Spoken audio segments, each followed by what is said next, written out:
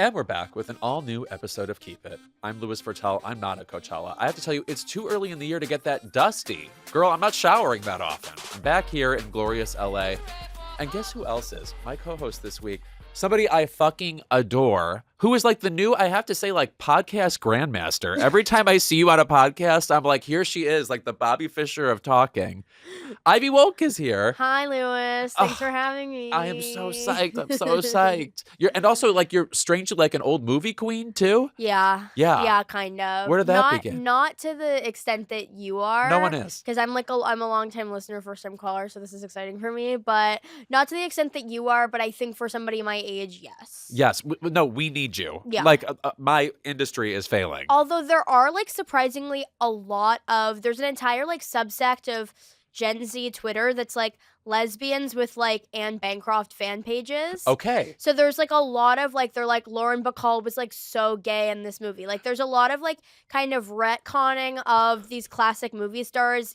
Like they're reimagined into sort of like lesbian worlds with one another. Yeah. And people my age are like running these accounts on the internet, and that to me, none of it makes any sense. So like I'm not so in deep where like I can understand what they are saying, but Yeah. there are people of my generation like leading the charge on, I guess, like what you've worked your whole life for. Sure. So. But you're saying they're like lightly radicalized. They're like, Yeah. you know, like Lauren Bacall could fuck this whole room of women. Yeah. Yeah, basically. Like their kind of view of that whole like scope of the industry was that like all of these actresses were like the subtext of all of their movies was that it was like virulently gay and they were all fucking each other behind the scenes, and now like these girls make like fan cams that you would see for like Cat's Eye or like I don't know, like Addison Rae, but like it's I don't know, like the whole cast of like the Pumpkin Eater is like the fact that you even just said those words, Ivy Wolk. Eater Oh my God, my heart jumps. Who is like making up the fan cam? It's very curious. If I find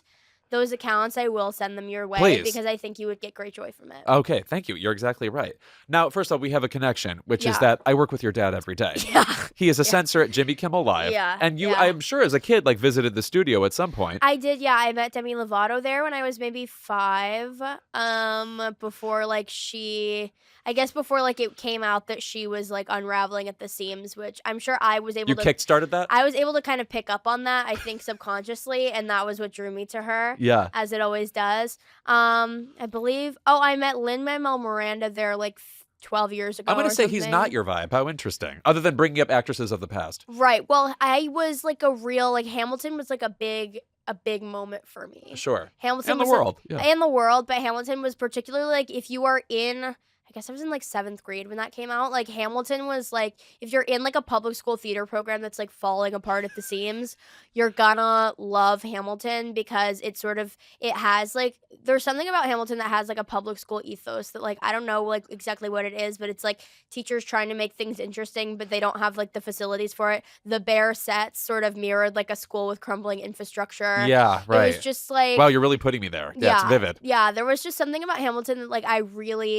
it was really sticky to me, and I met Lin-Manuel Miranda. I think Hamilton is the best received pep assembly of all time. Yeah. You know? Yeah. Like the teacher's really giving it their all. Everybody was very happy to be there. Yeah. And for many years, they were happy to be there. Quite, yes. Even after, like, Hamilton's sort of the like, Obama era mysticism of Hamilton, like, wore off, everybody was still very happy to be there. And people still are probably, like, packing out their whatever theater it's at still. Is it still open in New York? Yes, same thing. Yep. Mm-hmm. Like the Richard Rogers or whatever. Yep. It is still. It's like people are still packing that to the gills every evening. No, when I saw Renee Elise Goldsberry in person, she was great in Girls Five Eva, but like seeing her, I was like, it took me back to seeing Hamilton, and I'm like, I forgot I had that like, that kind of experience where it really, really stuck with me. It exists within all of us, and it's like kind of like a sleeper cell like activation where something triggers it, and then all of a sudden you're like ready to carry out Lin-Manuel Miranda's like subliminal message. Precisely. Yeah. No, you actually already brought up Cat's Eye and Addison Rae, so we have to talk about Coachella being kickstarted this weekend. Yeah. Do you care about live music at all? Will I see you at a live music event? You seem so, shall we say, like cerebral and smart that I feel like you maybe couldn't go for it. I care about live music insofar as like I care about the people that I like performing live music. Yeah. I've seen Morrissey 3 times. Get out. I used to get called by literally homeless people on the street Morrissey. Whoa. Yeah, it's a forehead thing, I'm positive. The fact that they like had that reference in their arsenal means that at one point he was relevant enough for Yes. anybody to bring that out. Yeah. And I want to live in that world, and I'm sad that I missed it. But I've seen Morrissey 3 times. I saw Acid Bath at like the Brooklyn Paramount like last year. Acid Bath is like a sludge metal band from the 90s. They had like 1 or 2 albums, and then now they're like on a revival tour. They sound the same as they did on the records. Oh. Who else have I seen? I like had tickets to see 3 6 Mafia and Bone Thugs and Harmony in Long Island, but then the show was canceled because Bone Thugs and Harmony is like really bad at showing up to things. I've heard that, yeah. Yeah, so I didn't get to see that. The Oscar-winning 3 6 Mafia. The Oscar-winning 3 6 Mafia, of course. Yeah. My favorite concert that I've seen recently was I saw DJ Spanish Fly, LeChat, and Tommy Wright III at this like little venue in Brooklyn. Those are Memphis rappers from the 90s. Yeah. Which is sort of like my favorite genre of music. Oh, okay. Ever. And that was amazing. But like that wasn't, I've never seen anything, I guess, to the scope and scale of Coachella. I've never been to a music festival. I think I'm somebody that gets really scared at the thought of potentially getting lost in an unfamiliar environment. I feel the same way. I have no sense of direction. Me neither. And especially in places like that where then you also don't have phone service, etc. Yeah, so I don't understand, I guess, how people find their way around Coachella. Like, that's kind of all I think I would be thinking about the entire time. And by the way, let's just say the people aren't at their sharpest in that place either. So No. it's like, I don't know where I'm ending up, if I'm going to find the Uber, etc. Yeah, I don't understand, I guess, the mechanism of it because, like, there are so many stages to my understanding, and they're all like shows are happening concurrently, and it's just like a mass of people in a sand dune. Yeah. And it's just like, how does truly the way my mind works is I'm like, okay, and how do you understand what time everything starts and how you get from point A to point B? Yeah, right. No, I feel the same way. That said, there are a lot of people actually this year, like I would say Sabrina Carpenter is maybe my favorite current pop star. I Love crave her. pop stars who are even a little bit funny. And I think she Yeah. is usually a lot funny. You know, like in a way, like it makes me think about how once upon a time Katy Perry was considered like the funny pop star. I think and now it's that- like this girl's like 3 times as funny as she was. I always say that I think that Sabrina is the real Katy daughter. Yeah. But she's like doing the Katy thing in a better, more clever and streamlined way. Yeah. Because Katy could get really kind of all akimbo at Yeah. times. The Katy records that we herald as like the greatest like pop moments of like the late 2000s, early 2010s, really if you listen to them in full, like the singles are iconic.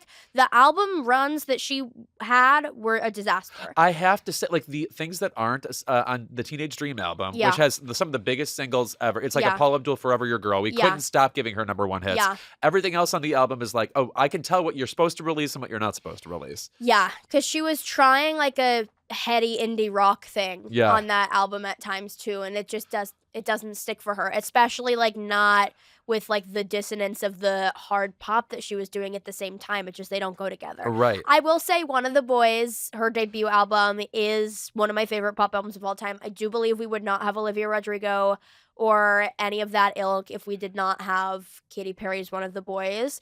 But People forget the You're So Gay era.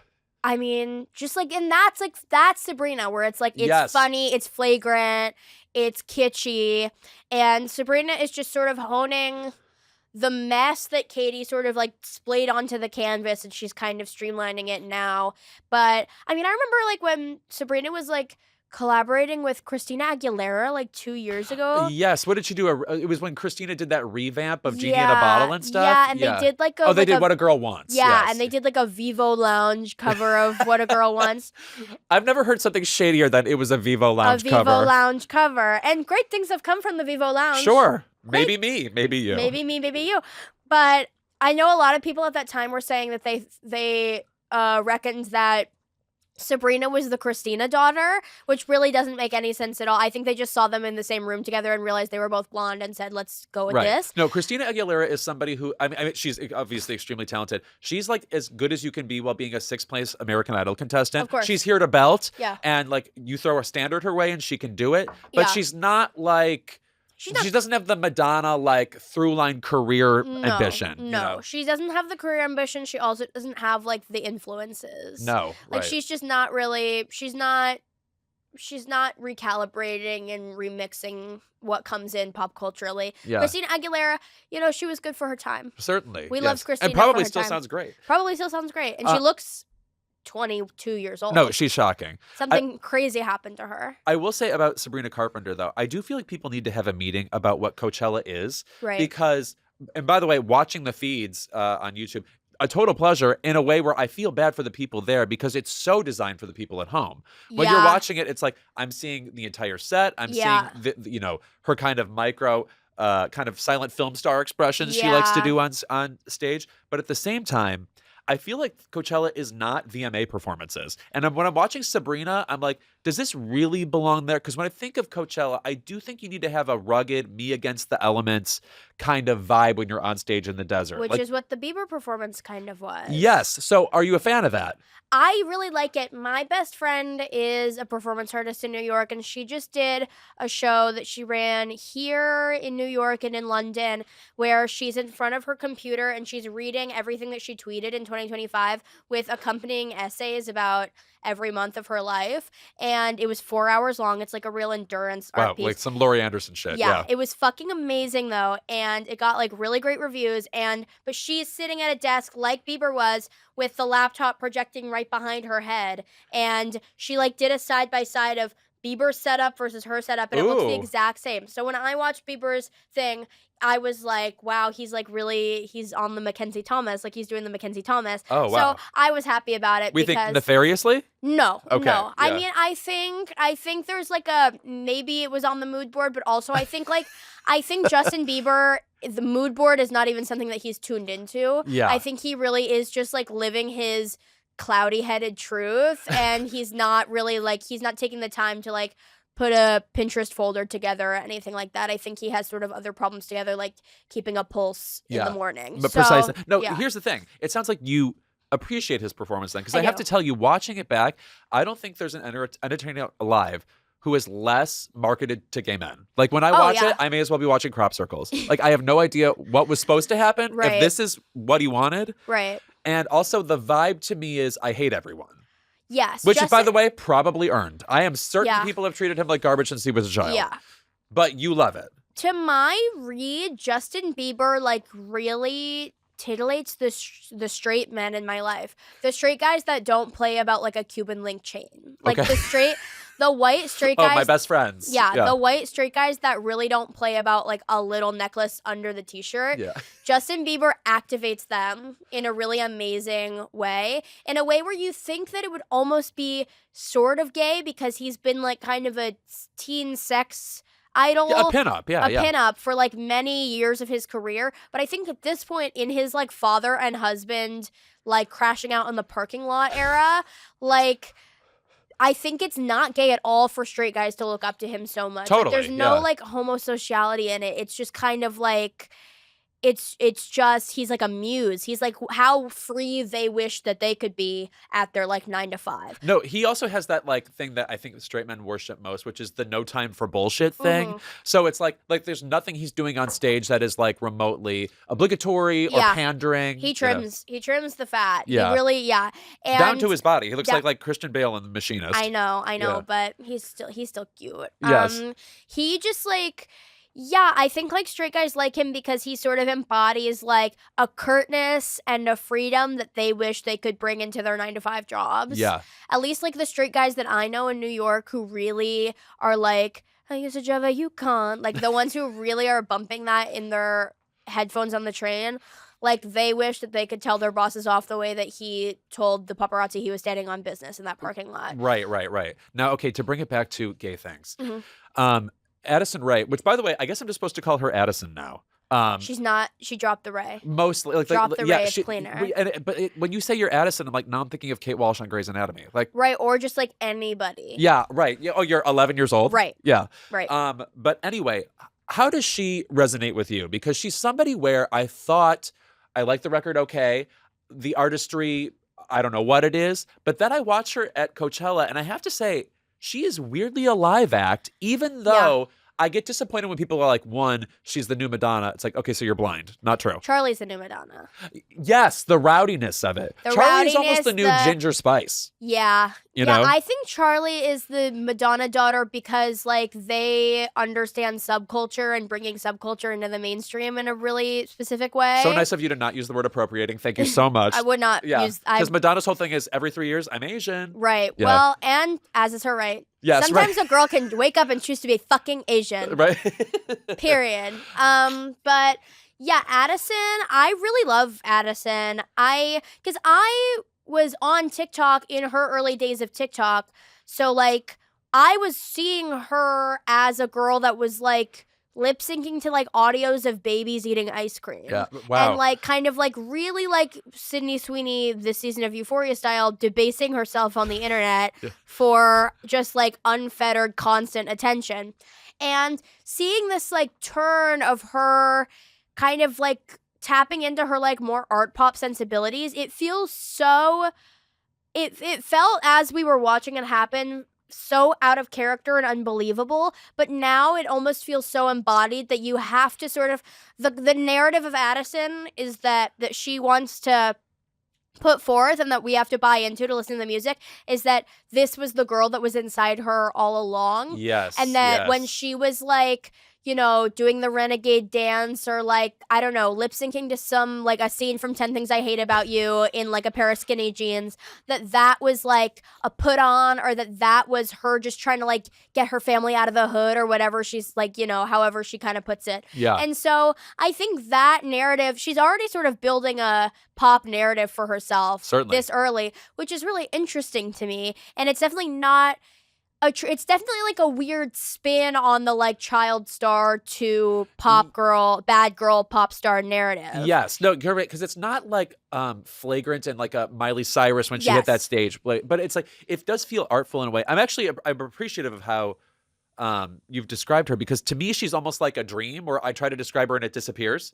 You know, it's like I can't exactly say what she did amazingly. Yeah, but it's transfixing. And all the songs feel authored by her in a way, even just spiritually. I don't know what she's actually doing to produce the record, but it does feel... She has a sort of enigmatic Britney type of thing going on with her, where, you just are kind of transfixed by the image of her and how she's managed to string it together. And on the stage, she has this, like, kind of Britney-esque fluidity. Fluidity is right, yes. Yeah, where it feels like... It feels real. And also, like, her public image is one of, like, unfettered joy and like kind of like classic 50s pinup sex appeal. Yes. Like she very like Betty Page is definitely on the mood board for her. All of those kind of calendar girls. Oh, she's definitely posing with her hands behind her head. Yeah. Like tits out. I mean, she's like on her Instagram, like licking her hand, wearing cat ears with like like a 6-inch heel flicked up behind her, and the caption will be like, "Mommy's happy with you, Brazil." And it's like it's something that's like it's so true. It's so strange the way that she's curated herself, but like the narrative of her is that this was inside of her all along, even when she was like basic, even when she was like working hard for the manyan, and like she's now like.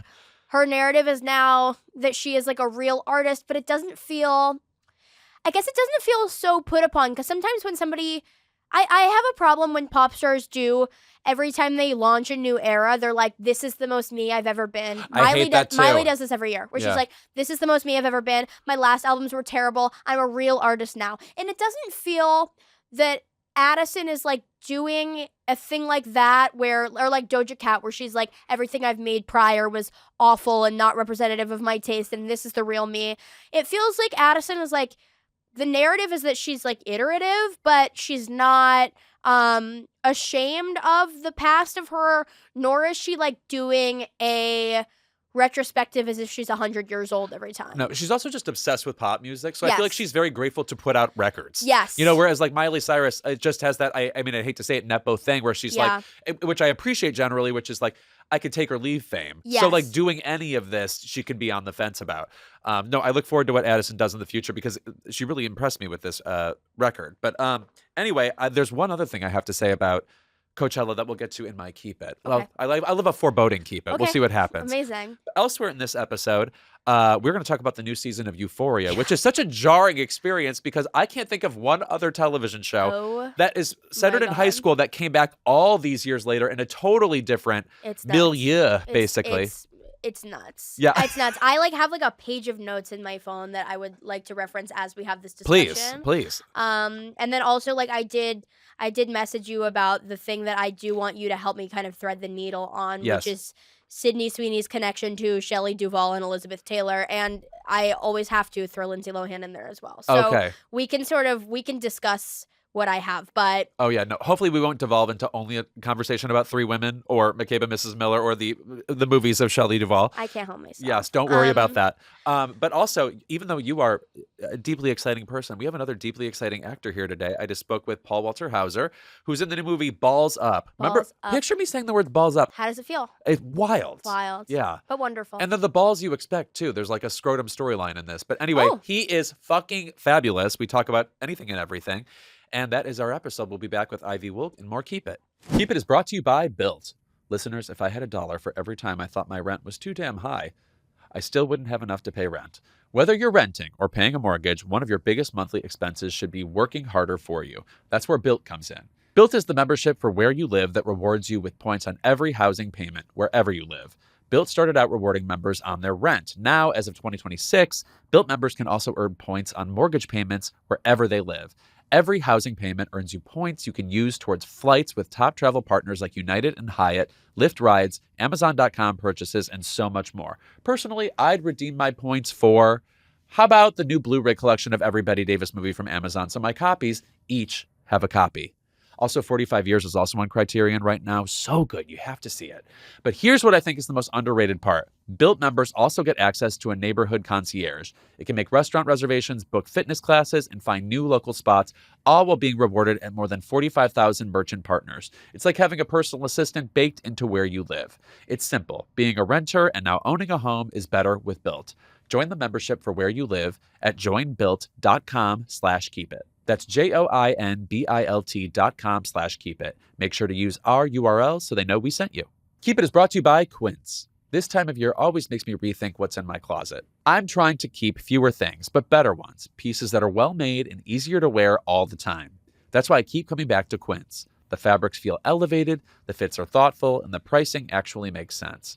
Quince makes high-quality, everyday essentials using premium materials like 100% European linen and their insanely soft flow-knit activewear fabric. Their men's linen pants and shirts are lightweight, breathable, and comfortable, basically the perfect layer for spring. The pants strike the right balance between laid back and refined so you look put together without trying too hard. And their flow-knit activewear, moisture-wicking, anti-odor, and soft enough that you'll actually want to wear it all day. The best part is that their prices are 50 to 60% less than similar brands. How? Quince works directly with ethical factories and cuts out the middleman, so you're paying for quality, not brand markup. Everything is designed to last and make getting dressed easy. I'm getting ready for my spring-summer circuit, so I grabbed a couple of ribbed sweater polos. They took my two favorite things and smushed them into one item. The fit is incredible, the material feels luxurious, and the best part, way more affordable than what you would think you'd pay for something so plush. Refresh your wardrobe with Quince. Go to quince.com/keepit for free shipping and 365-day returns. Now available in Canada too. Go to quince.com/keepit for free shipping and 365-day returns. Quince.com/keepit. Much like Scooby-Doo and the Mystery Machine, HBO's Euphoria returned this weekend with Zendaya and her hapless crew of young fuck-ups uniting for another season of grungy, drug-fueled drama. Ivy, how much were you anticipating this season's return? I have a complicated relationship with Euphoria because it has been, the first season of Euphoria came out when I was 15 years old. I cannot get over it. The last season of the show came out 4 years ago. Yeah. Do you know how many movies Jacob Elordi has made since then? The answer is 9. 9 movies. No, some. And Sydney Sweeney, 7,082. Right, and different credits of different kinds. Of course, yeah. It's just the way that watching these people's stars rise outside of the context of the show and in the interim has been really interesting. I don't remember the last time, at least in my lifetime, of paying attention to pop culture that people became so meteorically famous after the launch of something. Like, I even think about, like, other big HBO shows. It's like Succession. It's like they still got Sarah Snook doing Peacock miniseries about a son going missing. It's like yeah, right. Matthew McFadden's on whatever. Yeah, the miniature wife. Yes, it's like he sure is. Yes. Also for Peacock. It's like sometimes these things just don't take the way that you think that they will, even if the show is extremely famous. Yeah. Even if the show is on everybody's lips and minds, it's like the people in them sometimes don't immediately strike and go on to like have insane careers. But it seems like everybody on Euphoria, because there was so much time in between, was just like set free by HBO to like go to their own devices and do whatever they wanted. And so we're now seeing like Jacob Elordi, Sydney Sweeney, and Zendaya have these like massive fucking careers, and they're coming back to this thing that really like rose all of their stars. And it's really interesting. It's just interesting to like understand the scopes of their careers from, I guess, how many years ago did Euphoria season 1 come out? It was 2019, so 7 years? She won her first Emmy during the pandemic, 2020, so it must be 2019. Yeah, 2019 was when it came out. So it's like the past 7 years of these people's careers we've watched blossom because of this show, and then in between and outside of this show, and we've watched the controversies of this show sort of at times usurp the rising star of the people on it. And so it's just like there's all these things happening. And so when you sit down and you watch the 3rd season of Euphoria, there's absolutely no way to watch it devoid of the context around it. Yeah, right. There's no way to just watch it for what it is, especially now because this season basically has nothing to do with the narratives of the first 2. No, it may as well be an entirely different Yes. show. In fact, you know what it felt like to me is once upon a time you used to have things like reunions of TV shows that were like long canceled. To me, this literally feels like a very Brady Christmas. Yeah. Where it's like we had 6 seasons of the Brady Bunch, and then let's see what they're up to now. Oh, they're all Right. still alive. We love it. It feels like a reboot in a really strange way. Yeah. It's just like there's no way to view this without also in your head viewing everything that has happened metatextually and like interspersedly throughout the past 7 years. Yeah. And so there's just like no pure way to watch Euphoria, but I think maybe that ultimately the way it was, I think, with like The Idol, where it's like that's the point, the discourse is the point. I honestly think Euphoria is the appointment television that we deserve. Yeah. It's not the appointment television that maybe like we would want to have, but it's because of our bad behavior over the past 7 years as a nation. It's what we get. It's what's thrust upon us. That said, I am think most pleased to see Sydney Sweeney back in this environment because I feel like we have just like test-driven her in so many different markets now. And has anything stuck? No. In a way, it's like, No. again, it's like she had that huge, that Anyone But You rom-com. Yeah. And it's like, she was so not suited for that, weirdly. Like, she's not somebody who wants to, like meet your folks and like have like the, again, I call that Jennifer Aniston core. Yeah, like, you can she doesn't do that. have that. No, she's the opposite of that. Sydney Sweeney operates at her highest frequency when she is being humiliated beyond belief. Yeah, right. Which is why I think she was really excellent in that movie about Reality Winner, that like HBO TV movie about Reality Winner, because that entire movie basically hinges on a woman who's just like trying not to unravel from embarrassment while her entire life crumbles in real time. And it's similar with her as Cassie on Euphoria, where like the best work that Sydney Sweeney does is when she is like tied to some sort of real life circumstance of humiliation. Granted, like Euphoria is not based on a true story, of course, but it's like the sort of outside text of her kind of humiliation and foibles and controversies. I think like when she steps back into that Cassie outfit, she's like, it all hinges on this because otherwise I'm completely embarrassed. But that there's something about Sydney Sweeney where she's like kind of like a muse of the past, where like her like the humiliation bolsters the narrative around her. Yeah, right.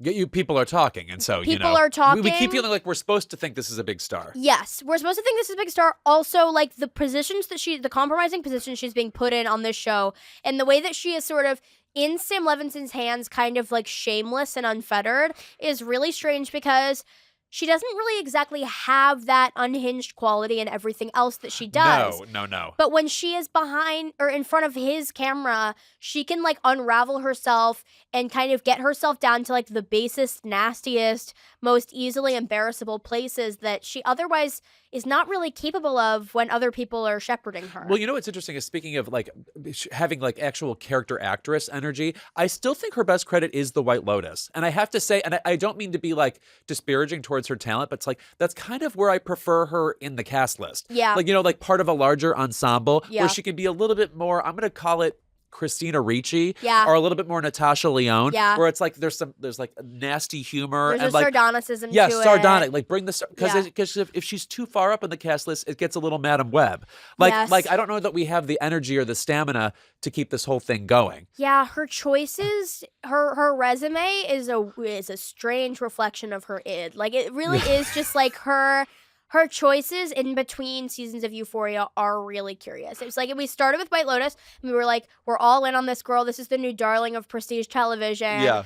And then of sort of like kind of campy prestige television where it's like, I mean, the whole thing with the White Lotus is that it truly is just like a gay guy wants to go on vacation, and so he's like, who would be fun to be in France with? Right, no, the opposite of Adam Sandler. Yes. Straight guy on vacation Yes. with all his friends. Exactly, Yeah. exactly. And that's what Mike White is, but it's like the patina over it, or like the veneer over it, is that it's like a prestige drama. Right, and Emmys will rain on it, sure. Of course. But like really it is just a gay guy who was like, let's go on vacation and do like Grown-Ups too, but for us. Yes, right. And so she fits really well in something like that, or in something like Euphoria, where it is like Euphoria has the HBO stamp on it, but like you pay attention to it, it is like low culture. Yes, Like Euphoria is like, it's like a slop trough of like exploitation tropes rehashed through like the lens of a straight guy who like just loves when like tits bounce. Like he has Sam Levinson. Yeah.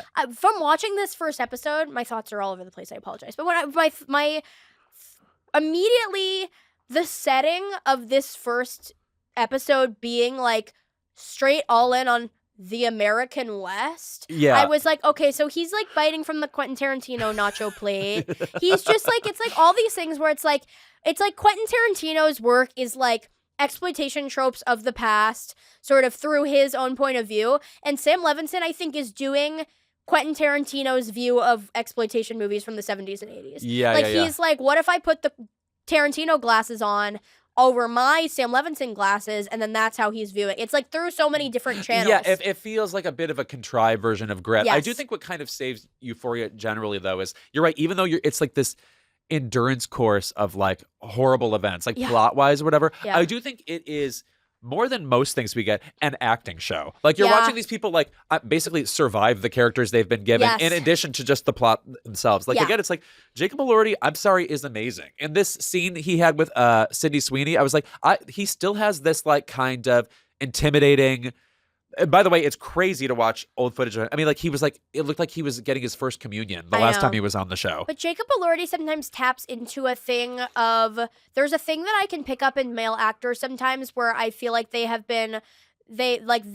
were taught that the only good male performance ever is Marlon Brando in Streetcar.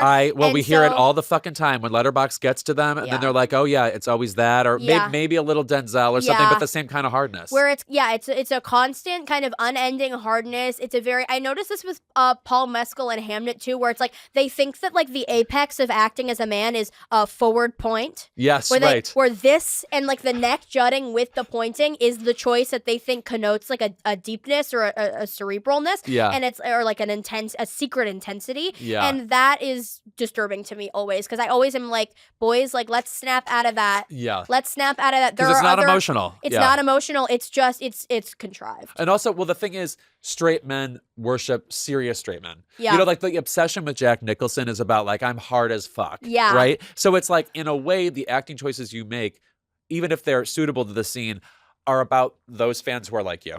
Yeah, it is. It's like stacking signifiers of male performance on top of each other. And so Yes. there's times where I watch Ooh, Jacob the Elordi. semiotics of this, I love it. Yeah.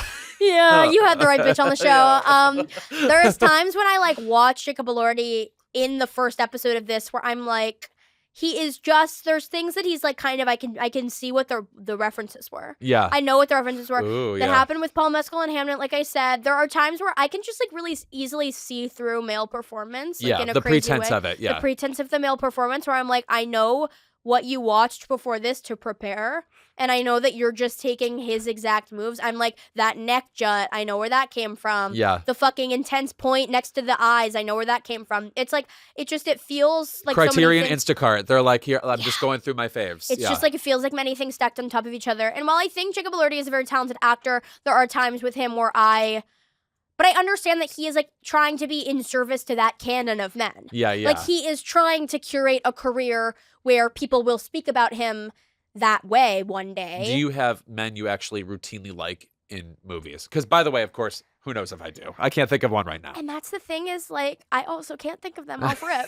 I also can't think of them off rip because men are so hit or miss for me. Yeah. Because I think men can be really easily swayed in bad directions. Like when I think of somebody like Adam Driver, right? I was like, going to bring him up in terms of somebody who left an HBO show. Yes. Where it's like, Girls was and probably always will be his best performance. I have to agree because afterwards, like the grit became the point and the grit wore him. Yes, the grit wore him. Yeah. The grit wore him. Whereas Lena allowed him to explore many different like shapes and forms of, it was a really like weird idiosyncratic physical performance because it was like his first, I'm taking my shoes off and I'm going fucking crisscross. That's how serious I am about this.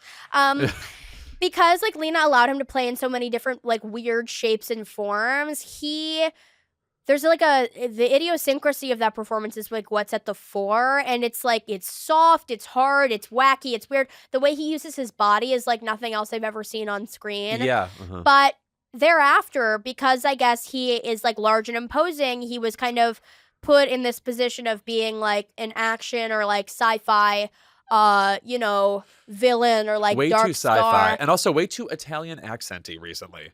Girl, did you see Ferrari? I did not see Ferrari, but I am still reeling from House of Gucci. Yes, no, likewise, yes. And also Jeremy Irons, who used to be my favorite, is atrocious in that movie. In House of Gucci is a fucking mess. Yeah. Jared Leto needs to be like quartered in town square for the fool that he played. The fool. Also, no, like the anatomy of a fall courtroom, he needs to be in there. Yeah. Where just like people are throwing like food at him from the sidelines. He needs to be grilled. Yeah. So, yeah, but... Okay, no, we have to get to... But this is actually been the month of Zendaya. Which, because we just talked about the drama last week. I have not seen it yet. Well, I have to say, it's one of the few movies I've seen where we reviewed it last week, and I would say my review this week would be different. Like, Really? it's hanging on me differently. I'm really I don't think excited you will to see relate it. to me in this way. I feel like you always know exactly what you think immediately. Yeah. Yeah. So just be aware of Okay. that. But what do you think of her as Rue on this show? And by the way, she could be the first person to win Emmys for every season of a drama, which has not happened before. People forget she has won 2 Emmys for Euphoria. Right. Yeah. I think she's really excellent on this. There is like a weird... It's just like the presence that she brings to Euphoria is something that you don't see in her other roles at all. This sort of like wily, like long-haired butch lesbian type of thing that she does is like really curious. It's something that she like, when she taps into it, it feels like really fully embodied and like really informed in a way where I'm like, I wonder what in her life ever she was pulling from, because I know they didn't have wily lesbians like this on Shake It Up. Like there's just and I searched. Yeah, I searched. It's like I don't know where she found this character in herself. I don't know where she's pulling from for it, but the stuff that she's doing, like physically, her facially, bearing to steal bearing. to steal a song for that lyric from what is it? Fun Home. Yeah, your from Ring swagger of Peace. and your swagger and your bearing. Yes, yeah. Like truly, I don't know where that comes from within her, because it's not ever something that she is really allowed to specifically play in that sort of like butch kind of like run around nastiness. She's not really allowed to play in that mode in any of her film roles outside of Euphoria. And so it's like watching her tap back into that. I mean, I always think of like, there's a moment in season 2 that was like, it sticks out to me so much, where it's like Maddie like Alexa Demi as Maddie like hugs her around the neck, and she like leans in for the hug, but she has like her hands behind her back, and she's like kind of very like kind of gentlemanly, like holding her hands behind her back, and there's like a weird kind of like dandyism almost to the to Zendaya in Euphoria, that it's just like a physicality that she doesn't unearth in any of her other roles, and that is what makes it continually interesting to me. But of course, like a lot of her work in Euphoria is just sort of like fourth wall breaking smirks and eyebrow raises to the audience, which I'm like, we can give her more to do than that. Yeah, it's like it's a lot of like she's doing like this amazing physical performance and going to a lot of emotional heights, and I think especially in this season we'll see her at her stuntiest. Yeah, sure. She already has been doing a lot of running and jumping in the past seasons of this show, and I think we're gonna see her, you know, hit her stride when it comes to stunts. Already that fucking car shit. Oh my God. Speaking of Tarantino-y, like, whatever. Yeah. Now, speaking of amazing physical performances, it's worth noting that you've seen two of the best of the past 5 years in person because you co-starred alongside Mikey Madison and Honora, and I think somebody who should have won this year, Rose Byrne, and If I Had Legs, I'd Kick You. Did you have takeaways from watching what they were doing on set? Because Rose Byrne, to me, in that movie, I mean, that might be, besides Cate Blanchett and Tar, the best actress nominee of the past 5 years. It's amazing. Yeah. It's amazing. I mean, getting to watch those performances up close, I think part of the reason why... And by the way, you were fabulous in these movies. Thank you. Thank you, playing the Jared Leto fool. I think... Absolutely not. Which is always I mean, that's the thing is like Hit Dogs Holler. I was so offended by his performance in that movie because I saw myself in it. That better not be the case. But the Rose and Mikey... Getting to watch those performances be built in real time was like unfucking believable. I think like part of the reason why I love acting so much is because I get to just like watch other women act in the room and then see how it cuts together and how the camera changes the performance. Because like I get to see it happen in real life, and I get to see them try things that sometimes I think, like, while I'm kind of viewing it, like, I don't know if that'll work or how is that going to read. And then, like, these are women who have, especially Mikey, I think, have, like, very, sort of, like, telepathic kind of connections with the camera where everything that they do is, like, kind of subconsciously for the filmic medium. Yeah, and they almost like, don't have to make a choice. They're just doing it. Yes, like they understand how the camera is going to pick them up at all times. And it's something that like I am going to have to like hone and learn, but that comes second nature to women like that, where I get to watch it in the room and see how it plays face to face. And then I get to see how it looks when there's a screen before it. And there's like that sort of like gap of viewership, and that is like a joy to me. Like being able to watch a performance travel from the room to the screen is like, and knowing what I know about all forms of it, like all the way through, and having kind of a 360 view of what the performance is like the most fun of my life. Like getting to watch women act in person is like really what keeps me with it. Yeah. Like truly, because like that is an unbelievable joy. Getting to see everything that ends up on the cutting room floor in person is like an unbelievable fucking joy, and it's the greatest education that I could ever have. I also feel like it makes you probably just appreciate editing too. Like a part of me wants to believe that, like, you know, when actors deliver a performance, it comes from the spiritual core and it just ends up on the screen. But it's like, no, the choices that are made to get it on the screen, to deliver it. I mean, it's like, it's editing. It's a little bit like on America's Next Top Model when it's like, I wish you sort of feel like they should be able to choose what photo of theirs gets presented, but they don't. They don't. You know what I mean? And like an editor thing. chooses. Yes. So it's like knowing what they're delivering to the editor and what gets on the screen is like fascinating. Yes. That understanding editing from like a closer perspective has been really a huge trip, because there was just like, there's things where I watch things that I've been in and I'm like, I understand how a narrative has to be cobbled together after the fact, and you have to just like take yourself out of it and your own kind of upset at what is chosen or what is not chosen out of it, because it is just in service to the full picture. Yeah, it's like, for it to make sense. It's for it to make sense. And so there's things where like moments of mine have been cut out of things, or takes that I remember not feeling the best in have been the ones that end up in the final version. And you have to kind of remove your own fallen expectation from it while you're watching it, and just sort of like take yourself out of it and watch it from like an objective, like third party point of view, or else like you will literally get stuck on blaming it on the edit forever.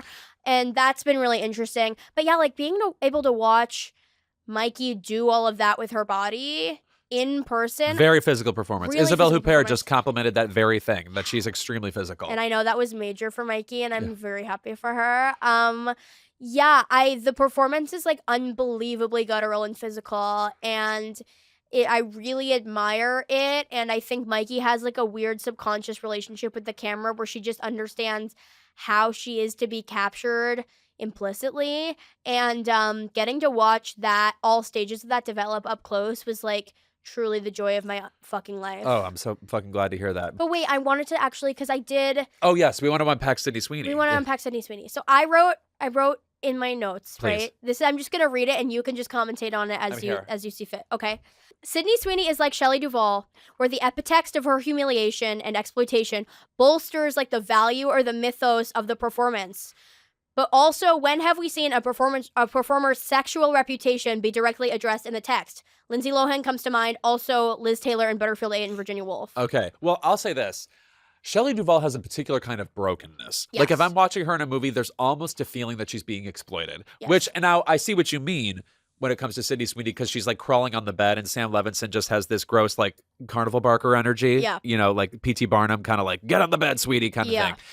That said, Shelley Duvall was somebody who almost subverted the role she was in because there was like a power to her weirdness ultimately, and she was so captivating you couldn't keep your eyes off her. I feel like Sydney has actually less of an X factor than Shelley Duvall. Oh, Sydney's thing comes from her basicness being subverted into sexual exploitation. Yeah. I think like when Sydney really is like the way people like to use her is like, what if this like blonde, busty, tan, all-American girl was like a junkie or a slut, and she was like getting thrown down a flight of stairs? Yeah. Like people like that she doesn't have an inherent weirdness, and so they have to make it Certainly. Yes. They have to make it from seeing like how subjugated like this beautiful bronzed busty lady can get. Yeah.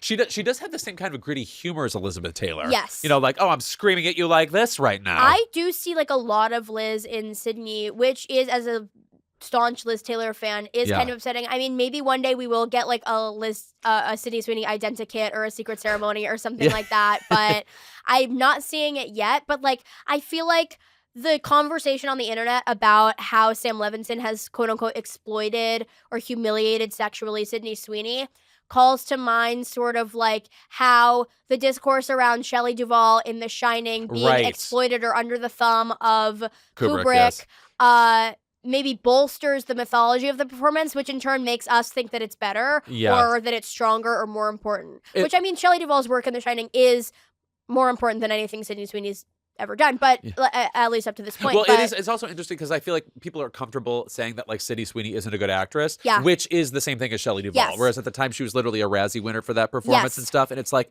what? Why did we want her to be bad? It feels like there's this like effort on everybody's part to like diminish what talent is there. Yes, you know? Yes, but then like after the fact, we sort of see the what we view as like the dregs of pain and humiliation that she had to get to conjure a performance like that. And that sort of adds another layer to how we view it as worthy or important in like a cinematic canon. Yes. And I was also thinking of like how I feel like this season of Euphoria with Cassie being like a kind of like prop comedy OnlyFans star. Yes. Pretty broad what they're going for. Yes. It's like I feel like that sort of directly addresses Sydney Sweeney's like sexual image and reputation in, you know, broader discourse. And I was thinking about like who are actresses who their movies or like their filmography or whatever like starts to reflect how people speak about them in the broader context as sexual beings. And I was thinking about Butterfield 8 and Virginia Woolf addressing like the Eddie Fisher and the Richard Burton relationships. Yes. But I was also thinking about like Lindsay, I feel like this happened with Lindsay Lohan, where like something about Lindsay was like, in one way or another, for a very long time, she like kind of exclusively played twins or like somebody with a bifurcated self, which sort of mirrored She knew who killed her, yes. Yes, she knew who killed her. That was her promise. Yeah. It was just like there was a lot of roles where she played twins or somebody kind of wrestling with like what could be a twin, like a bifurcated kind of sense of self, where there's a version they present to everybody. Freaky and then Friday, the version etc. Freaky Friday, Mean Girls, etc. Even like one of her, you're right, Mean Girls, one of her recent Netflix movies is about a woman who like has amnesia and like has to like retrace the steps of her life. That's the one where or she something. goes skiing or something? Yes. Yeah. And so it's called She like, Goes Skiing. Yeah. And so there's like all these Lindsay movies where she is playing somebody who is kind of trying to figure out how they present and what their real self is, whether it's like manifested literally and like her playing two people, or if it's like embodied in one person.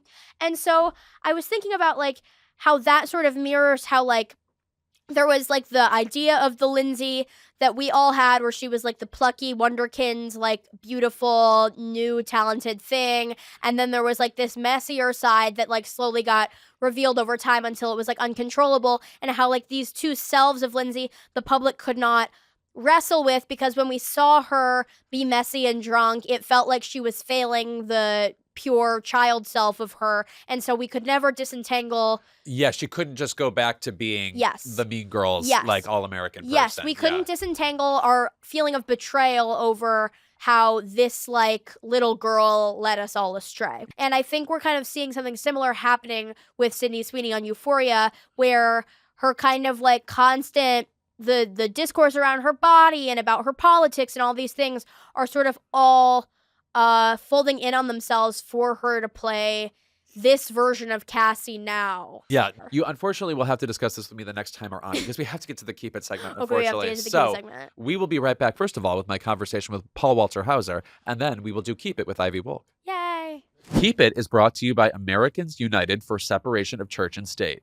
You're not alone if it feels like Groundhog Day every morning when you read the news. And while it's overwhelming seeing the trajectory our country is on, we all show up every day trying to find ways to make it better, to educate our neighbors, and to fight for democracy. Our friends at Americans United have been doing the same thing day in and day out for almost 80 years. This year alone, they've filed 3 separate lawsuits against Trump's anti-Christian bias task force, which, spoiler alert, is anything but unbiased. AU has been tracking every mention of Christian nationalist rhetoric from this administration and partnering with many allied organizations to sue and protect our constitutional right of church-state separation. The right that protects all of our abilities to be who we are and live as we choose so long as we don't harm others. It's easy to get apathetic, as we're all seeing and hearing these attacks on our freedoms every single day and watching a religion be weaponized for a power grab. Now is the time to fight back against the growing authoritarianism in our country. Consider joining Americans United for Separation of Church and State. Learn more by visiting au.org/crooked, because church-state separation protects us all. This episode of Keep It is brought to you by Wild Grain. Wild Grain is the first bake-from-frozen subscription box for sourdough breads, artisanal pastries, and fresh pastas.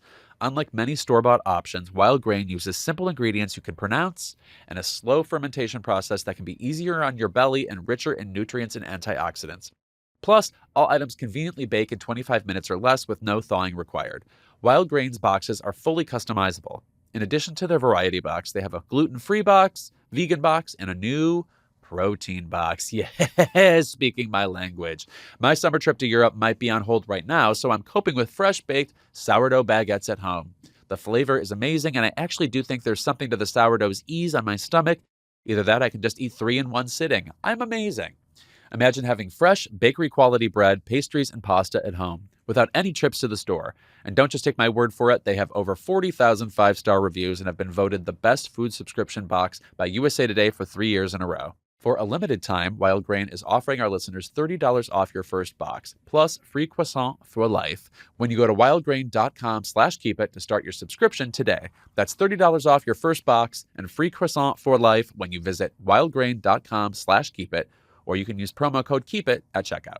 My next guest is a Golden Globe and Emmy-winning actor for his role in Apple TV Plus's Blackbird. You've seen him in everything, from last summer's reboot of Naked Gun to Richard Jewell, Cobra Kai, and Black Klansman. You can now catch him alongside Mark Wahlberg in the new film Balls Up, which is streaming globally on Prime Video now. Please welcome the extremely versatile, the most versatile, Paul Walter Hauser.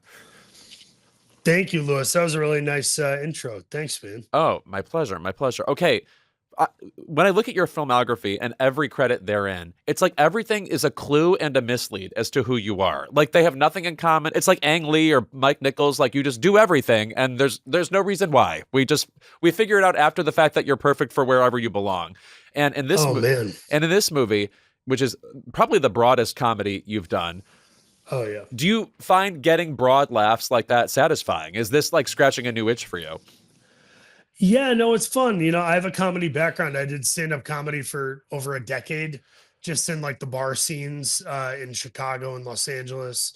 And I took classes at Improv Olympic Theater in Chicago, and I took one level of Upright Citizens Brigade, UCB Theater in LA. So comedy is definitely my forte and what I was brought up on. And then around the time I was 10, 12 years old, I started to get into drama, and I started to watch Jack Nicholson and Rob Reiner films and Sidney Lumet.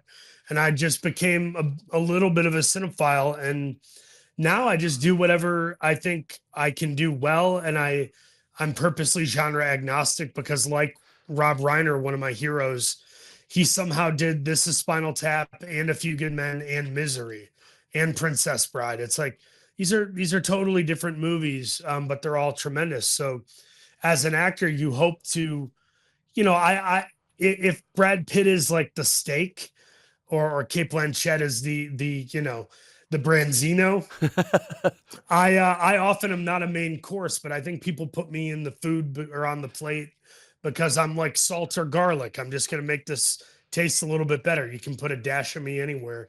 And the hope is I show up and do a good job.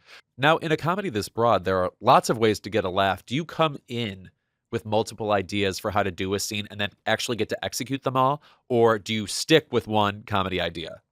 Yeah, I think it's more about, for this particular movie where I'm a little more of a straight man surrounded by wacky things, I think the approach becomes about being honest with it, because sometimes I try to get the laugh, and Pete Fairley would kind of dial it back and say, let's make it more honest than silly, and then it will be funnier if it's more honest. So you kind of have to strike a certain tone with that. I had to do that on Naked Gun with Liam Neeson, where it's such a specific type of comedy that you can't try to be funny. You got to just know that the screenplay itself is funny.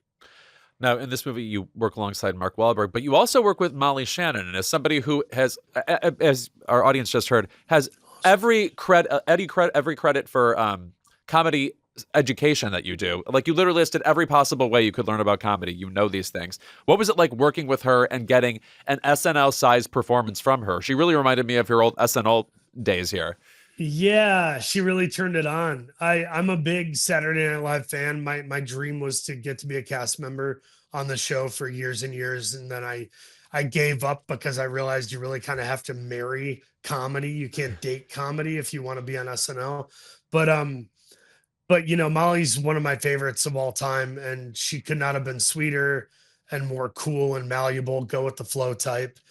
But she was really, really funny, and she would do certain things where she would do a more normal take, and then she would do a crazier take and amplify the anger or something. And that range of comedy is really fun to watch. You can almost get lost mid-scene watching somebody do comedy if they're really good at it. Her and Sasha were like that. Now, Sacha Baron Cohen, I feel like when he is solving, by the way, he is in this movie in a very feature role, wearing a wig that can only be described as Toni Collette core. I don't know who made the choice. Gosh, it's wild. Amazing. But, amazing. But watching him work, and I'm a writer for Jimmy Kimmel, where he once did a sketch with us. It's like there's a very specific cerebral quality to him as he is solving what he's going to do on the screen and before he lets it all fly. What was it like watching him put this character together? It's exactly that. There's a lot of thought that goes into it, and a lot of finite decisions made within the character. And then he kind of lets the improv come and flow. If Pete doesn't yell cut, he'll play around and try something, or he'll do the thing that Pete likes and then find new ways to do it. And it was a masterclass watching that, but also incredibly hard to stay in character. I think I'm pretty good at not breaking.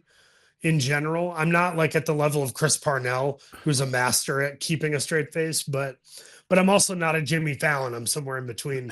And Sasha, some of the stuff he does in this movie, waving a gun in my face and shouting the craziest stuff imaginable, like, it is so hard to not laugh and become an audience member. I kind of had to play the fear of the situation within my character to try to stay straight the whole time. Now, as somebody who is this serious a cinephile as you, can you think of any moments on set of a movie where you literally are just watching an actor, perhaps as you're watching, performing alongside him, and feeling like just a movie fan taking in a performance as opposed to having to interact with it? Yeah, the first film I ever did was this small indie film called Virginia with Jennifer Connelly, and it was lesser seen, had some great performances, some really good moments, but it didn't really hit the way we thought it would. But I worked with Ed Harris on that movie, and I'm a massive fan of Ed Harris, from Places in the Heart to The Rock and Truman Show. So there was something that happened on that set, and it also had to do with it being my first movie I've ever done. I was 22, 23 years old. I caught myself watching Ed and not really being in the scene two or three times on the first couple days. And I was like, dude, you gotta not, I know he's Ed Harris. You gotta get past it. You can't watch him. You have to engage and be present. And that was kind of a hiccup. That's only happened maybe two, three times in my career, but Ed Harris is definitely one of them. Well, just watching him at the Oscars sit alongside Amy Madigan and the look on his face, like Oh, exchanging man. glances. I mean, even that alone, like there's a casual intensity and seriousness to Ed Harris that is bewitching.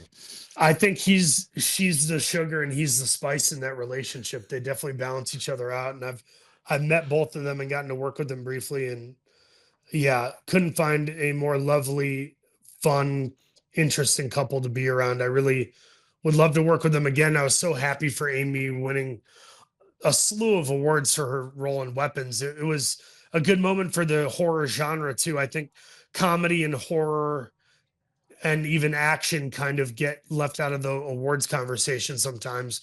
But if you see a role like Amy Madigan in Weapons, or you see Lupita in Jordan Peele's Us, those are Oscar worthy performances. Philip Seymour Hoffman in Mission Impossible 3 is a best supporting actor worthy performance. There are things in comedy that I think of, that I think could or should be nominated. I guess once in a while they do. Melissa McCarthy was nominated for an Oscar for Bridesmaids. Correct. Yes. Robert Downey Jr. for Tropic Thunder. So it Yes. happens once in a while, but not as frequently as I'd like to see it. Now, speaking of Amy Madigan, you are working with Zach Kreger, also, Yeah. and I'm fascinated about what your interaction with him is like, because he is sort of the most enigmatic and interesting director right now. Again, like getting not just a horror performance into the award show conversation, but one that eventually dominated. Yeah, I mean, Zach Kreger is an absolute stud. I really liked Barbarian. I remember I went to Universal City Walk with Sam Rockwell to go watch Justin Long in Barbarian, who I became friends with him through Sam. We thought that movie was incredible and unforgettable. And then Weapons, I thought, topped it. Weapons will be hard to top, but Resident Evil is him trying to do more of a video game vibe, I think, to the movie. It's like 90 minutes of adrenaline rush, never letting go of the throat, as far as the action and the horror. And I only did 2 weeks, maybe 2.5 weeks in Prague on the movie, but I loved working with Zach Kreger. I mean, that's one of those guys that you really want to do repeat business with, because he's fun to be around. He's super smart. But you're having fun while you're doing it too, even when it's intense. Just a general question I have for you, and this comes up a few times in your careers. Do you prefer your characters dark? Do you prefer having characters who like jolt the audience with, the sort of bleakness that humanity can have within it? Yeah, I think I've done it comedically in I, Tanya, Yes. and less funny in Black Klansman, and then really, really not funny in Blackbird. So that's something I'm attracted to, because it's fun to play. It's interesting, I think, to play a dynamic of human nature that is not so likable or full of levity. But then, as you've seen in Cobra Kai or Balls Up, I really like to have fun and do something strictly comedic as well. To me, it's all about, does this project tick enough of the boxes? And the boxes for me are, you want to be paid decent. Location is a big deal now because I got 3 kids and a wife. And then, the screenplay and the co-stars and the director am I working with people I trust? And Pete Fairley and Mark Wahlberg, I have plenty of faith and trust in those guys. I would work with them again in a heartbeat. Another element I like in some of your best movies is you clearly had to do some research. Like when I look at Richard Jewell or I, Tonya, or I am a game show savant. So I Love You in Oh, Luckiest Man wow. in America, Yeah. which is about the game show Press Your Luck in the 80s. You clearly need to know the history. And a lot of these are extremely publicized pop cultural events. Do you like dramaturgically getting into these old things before you shoot a movie, or do you prefer material where you get to sort of just invent your own thing? It depends. I really like biopics and true stories. Whether, sometimes it's a true story you're not even fully aware of, like Dark Waters with Mark Ruffalo and Tim Robbins. And then sometimes it's something really splashy and loud and you're all familiar with it, like James Mangold's, Johnny Cash movie, Walk the Line. So I really like true stories in general. I am attracted to that. It always piques my interest. But if you ask me the movies I came up with that really affected me, a lot of them are just, auteur people doing cool movies, whether it's A Few Good Men or Dazed and Confused or Wet Hot American Summer or Swingers. Like these are just original films. So it depends on what it is, I guess. But doing research is very helpful. It's very helpful to come from a place of factual knowledge because it can inform the performance and steer it in a way that you may find yourself pulling over to the side of the road, to give the car analogy, when it's an original piece. You've talked a lot about the difference between doing a big blockbuster movie and doing independent movies, and sort of, how the actor feels, and how like basically how necessary you feel on a set, and how that contributes to a dynamic. Is there any one particular movie experience that you consider your single best, that where you just enjoyed it from beginning to end, where you belonged, felt exactly right?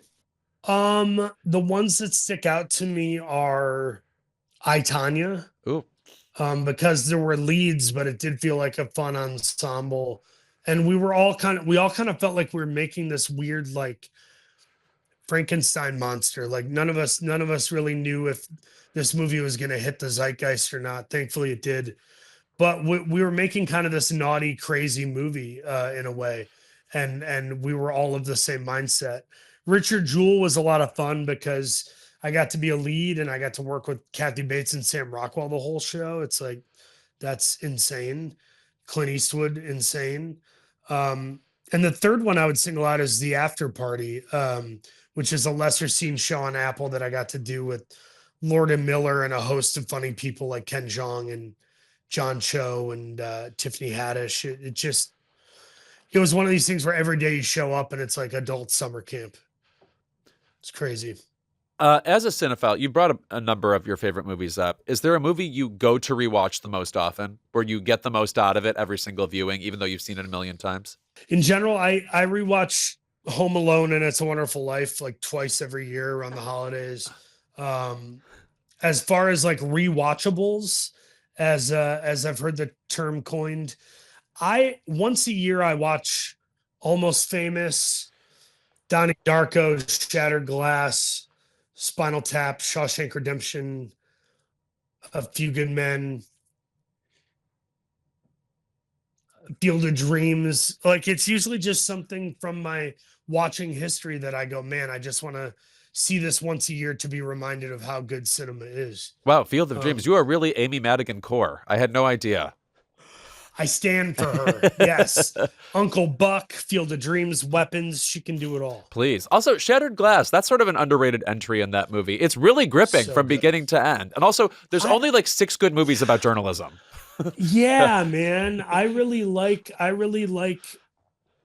cubicle thrillers like Yes. Margin Call, and Zodiac. Yeah, yeah. Zodiac. Yeah. I love white collar crime. I love movies like Arbitrage Arbitrage, with yes. Richard Gere. I watch Michael Clayton once a year, every year. So yeah, there's just certain subgenres I'm really tickled by, and one of them is kind of the white collar crime or cubicle world is interesting. I feel like I love those movies too because you get like at least half a dozen interesting actors. Like Margin Call, like you get like the Jeremy Irons Button, like, and he comes in later. Yeah. Do you have favorite performances in that genre?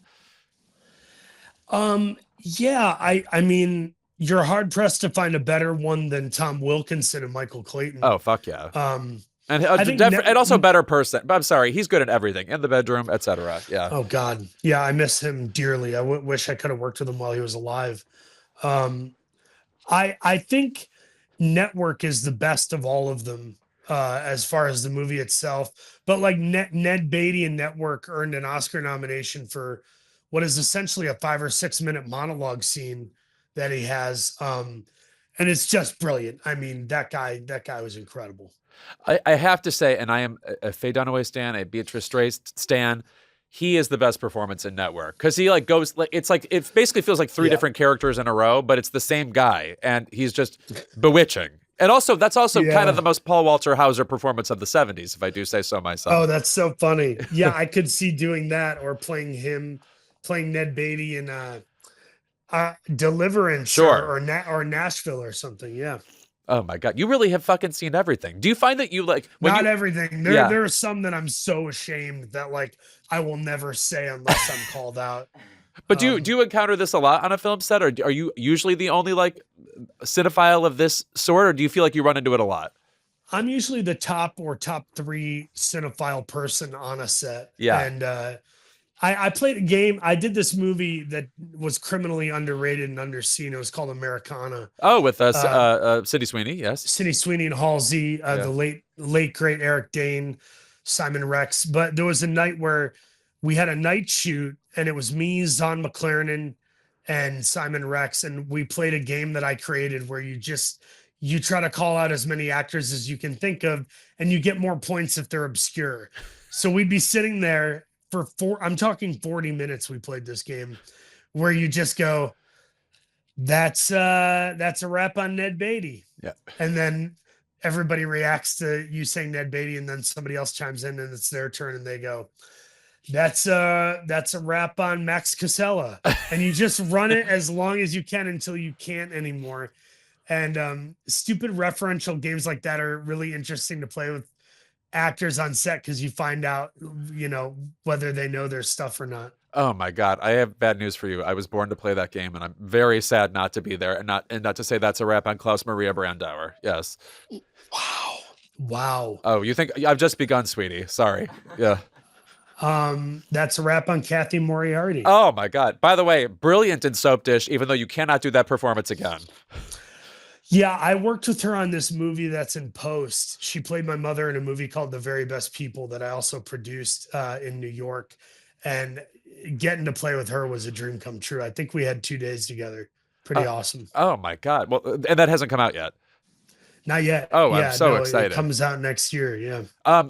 Speaking of interesting actors to work with, we had Walton Goggins here not long ago, and I want to ask quickly about Luckiest Man in America, where he played Peter Tamarkin, the host of Press Your Luck. Your interplay in that movie is so fun. I feel like you're two actors because you inhabit the sort of character actor sphere. We wouldn't normally get to see you both together necessarily in certain things. What was it like working with him?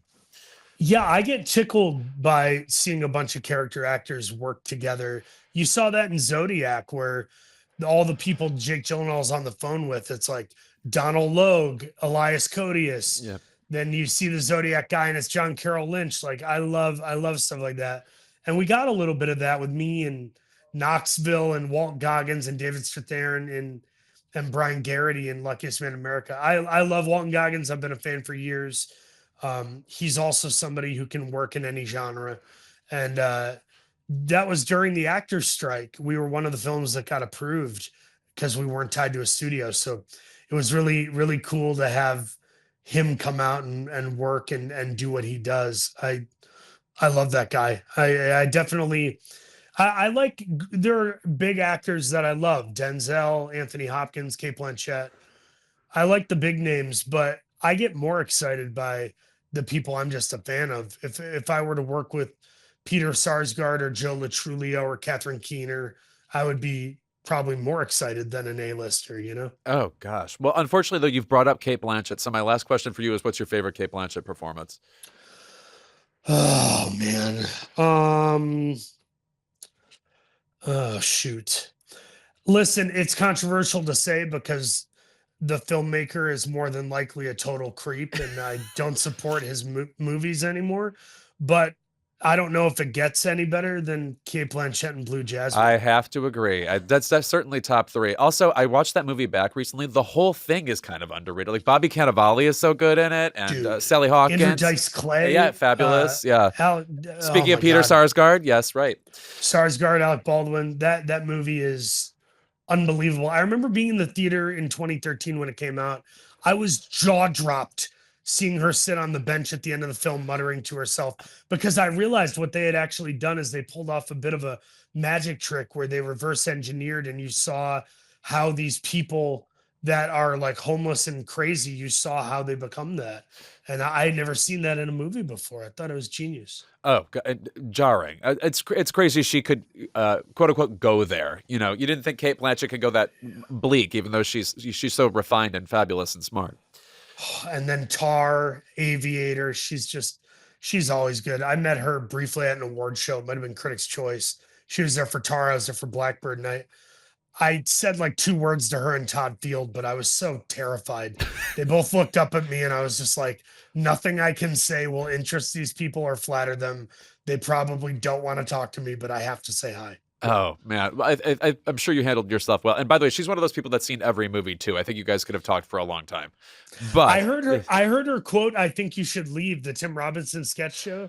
She like briefly quoted it in an interview, and I was like, oh, she's probably super cool, actually. Yeah. She's probably super cool. She's just intense. Precisely. No, and also routinely hilarious. Did you ever see her on Documentary Now playing the Marina Abramovich character? Oh, fucking man. hilarious. Genius in Doc Now, and she's Yes. one of the highlights of Don't Look Up, the Adam McKay comedy. Oh, and The Veneers, please. Yes, The Veneers were the star of the show. Paul Walter Hauser, thank you so much for being here. And unfortunately, you're my new co-host on this podcast. I'm sorry. You're sticking around forever. I'm in, dude. Twice a year. Let's just hook up and do this. Okay. Well, I appreciate you shouting out Balls Up. It opens April 15 on Amazon Prime, and I'm really proud of it. I think it's hysterical. You do a fabulous job in it. And that's a wrap on Lottie Lenya. Thank you so much for being here.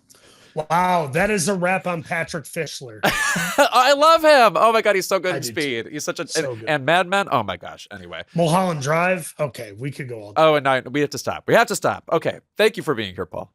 Thanks, man. Thank you to Paul Walter Hauser. Balls Up is streaming globally on Prime Video. We'll be right back with Keep It. Keep It is brought to you by Wild Alaskan Company. I feel like every beauty influencer I follow is recommending I eat more and more fish at home these days, but have you ever actually tried to go and pick out a piece of fish at a normal grocery store? The parts and piles I see are questionable at the very least, and the smell is its own thing. Wild Alaskan Company is the best way to get wild-caught, perfectly portioned, nutrient-dense seafood delivered directly to your door. Trust me, you haven't tasted fish this good. I got my first box the other day and was actually shocked at the bounty and variety of what they sent. I sauteed a little coho salmon for myself and my friends. Well, excuse me, my friends did it. You think I'm capable of doing this? And honestly, feel like I'm about to be invited on Gwyneth Paltrow's yacht. It's so delicious and sustainable. Why choose wild-caught seafood? Well, Wild Alaska Company uses 100% wild-caught, never farmed. This means there are no antibiotics, GMOs, or additives. Just clean, real fish that support healthy oceans and fishing communities. Their fish is also so nutrient-rich and full of flavor. Wild Alaskan fish is frozen off the boat to lock in taste, texture, and nutrients like omega-3s. Wild-caught from Alaska, every order supports sustainable harvesting practices, and your membership delivers flexible shipments, expert tips, and truly feel-good seafood.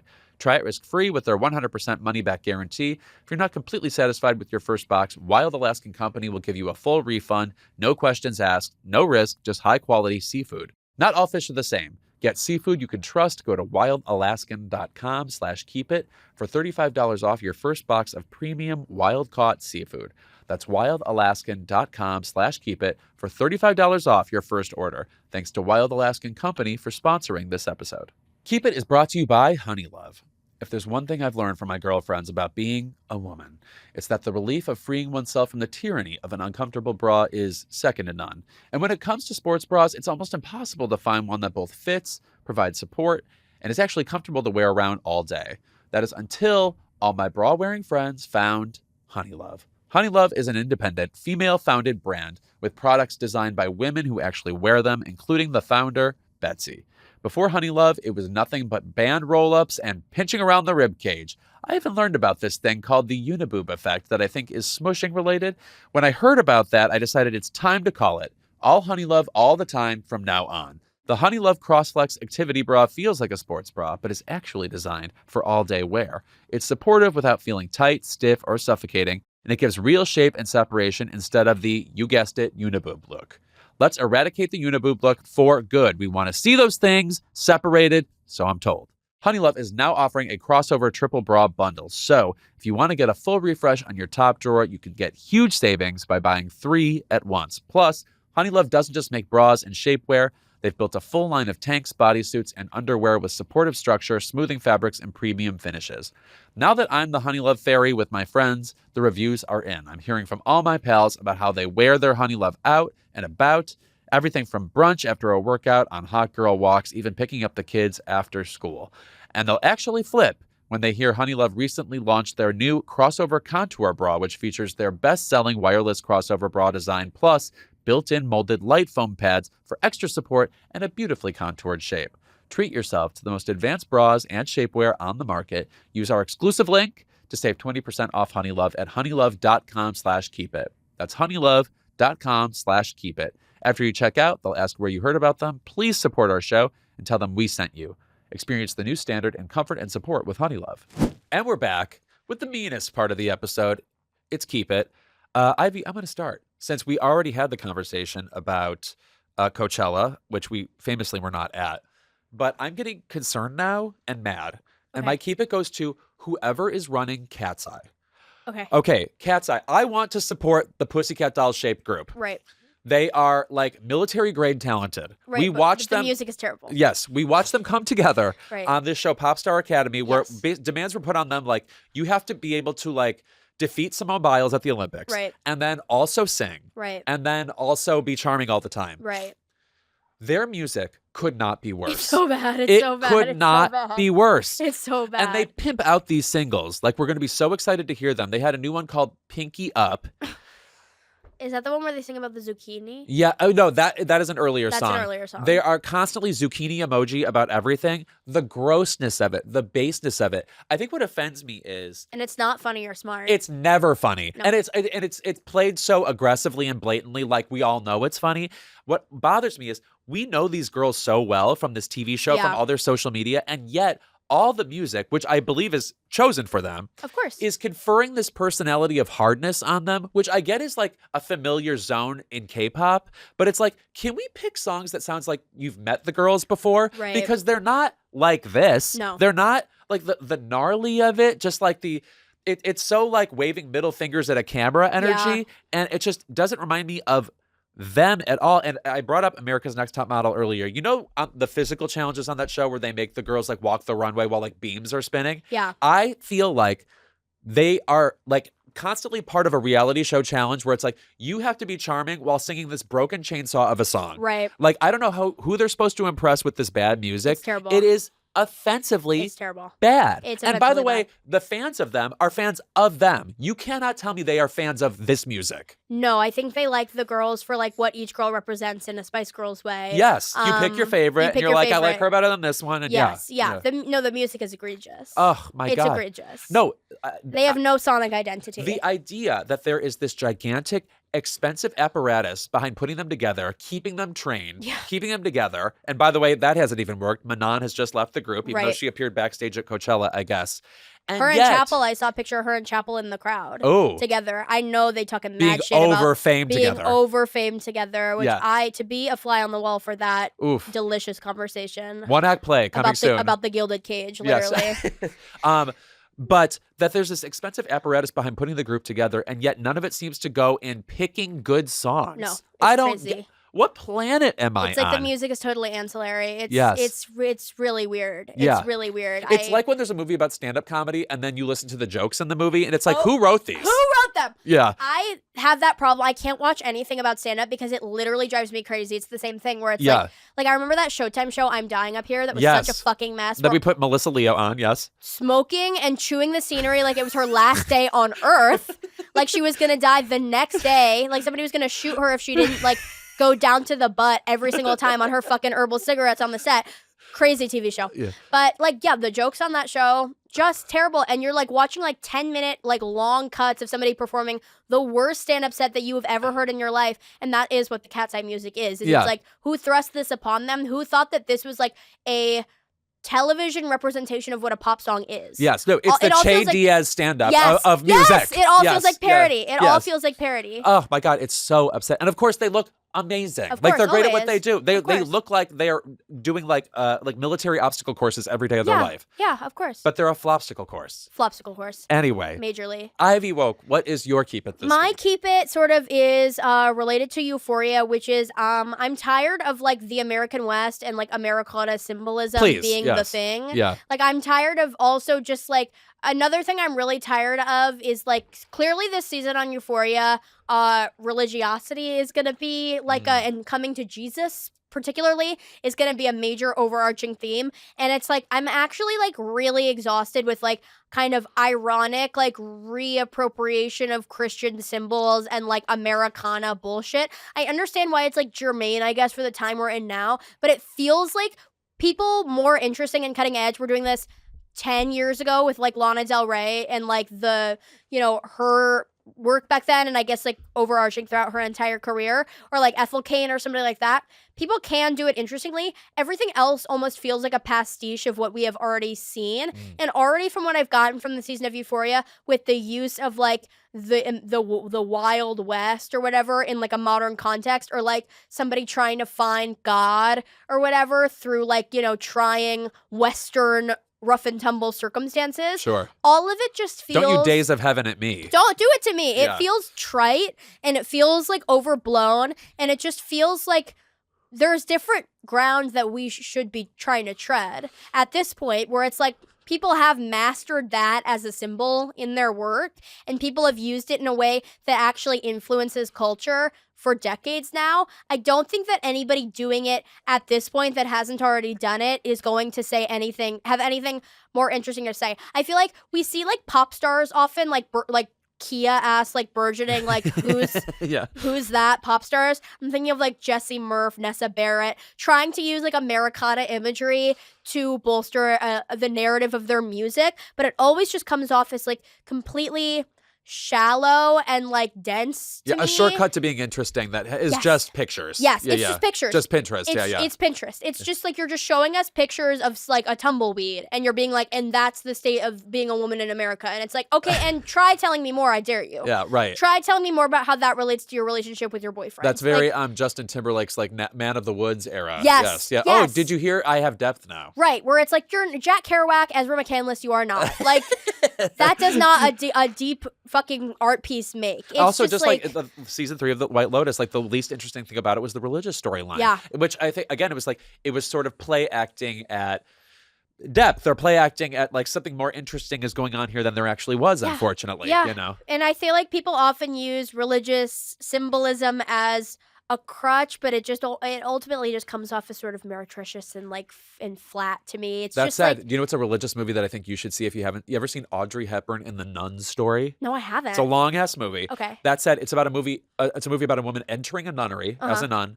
and I like a and nun thing. me always. Benedetta, the Verhoeven movie Oh, Benedetta. Jesus. And also the sex in that movie. Oh my god. What planet was I on? Yes. So good. But like I like something like that, but it's like the American like evangelism sort of not being used in like a satirical way, i.e. like Righteous Gemstones Yeah. to me, is always just like boring. And I'm also like, why are we actually positioning this thing as something that will save all of us or gets to like a secret depth and kindness that we have in this country? Well, by the way, you're gonna hate all of country music because that is still what we do. Is like use these Crazy. same images and same sentiments It's madness. around religion and the way things were and the Old West as like this is who we are at our core thing. I hate it. I guess I'm tired. Which is just that straight men are normal and nobody else is. Exactly. I guess Yeah. I'm tired of like Jesus being sort of reused as like a hipster symbol, Yeah. or like a connotation of like a coolness, or like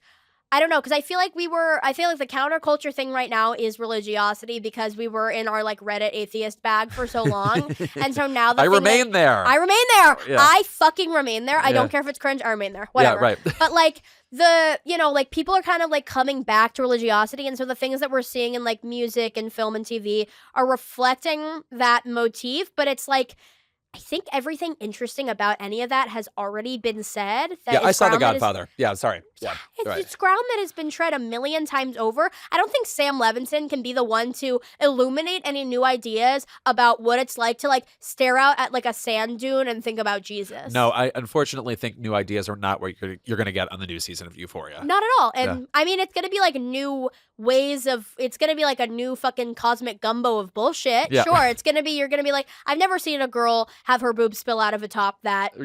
In that order. Yeah. You know, I've never seen left to right tumble out of the shirt as she's running away from the killer or whatever. Yeah.